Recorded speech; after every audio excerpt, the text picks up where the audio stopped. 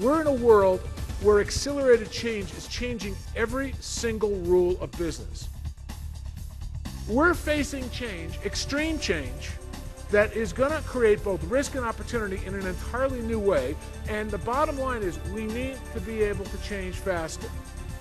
What I'm going to do in this presentation is give you a sense of what's next, what's coming. I'm going to take you in my time machine and give you a glimpse of some of the technologies, some of the key drivers. Will you be ready? Will you be ready? What will it look like to get to become what we call future ready to do this? The extreme future is all about meeting the challenges of what's coming next in all the areas I talked about that I'm going to break down. But one way to think about it is dealing with complex change. The extreme future is about dealing with a highly multidimensional world of complex, fast, and disruptive changes. Changes that are going to come much faster than ever before. And part of the reason why is because of the exponential increase of new technologies, but also the globalization of knowledge, the globalization of trade, the globalization of ideas, and the emergence of huge new markets that just didn't exist before.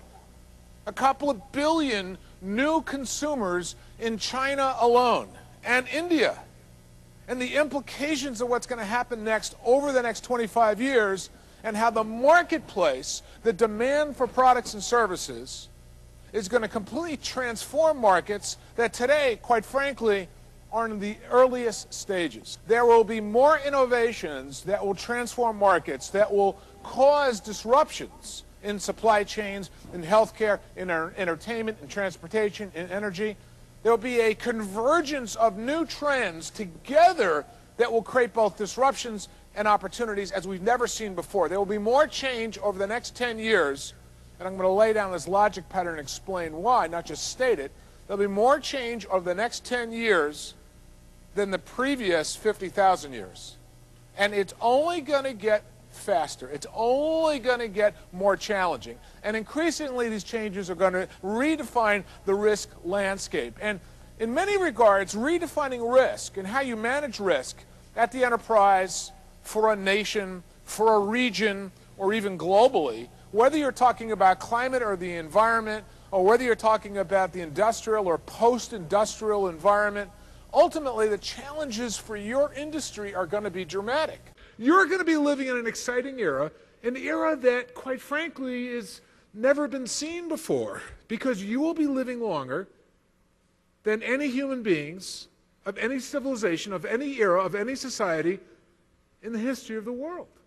Many of the innovations we're going to be talking about, and yes, a number of them affect your industry as well, but many of them affect the evolution of our society, of our global population.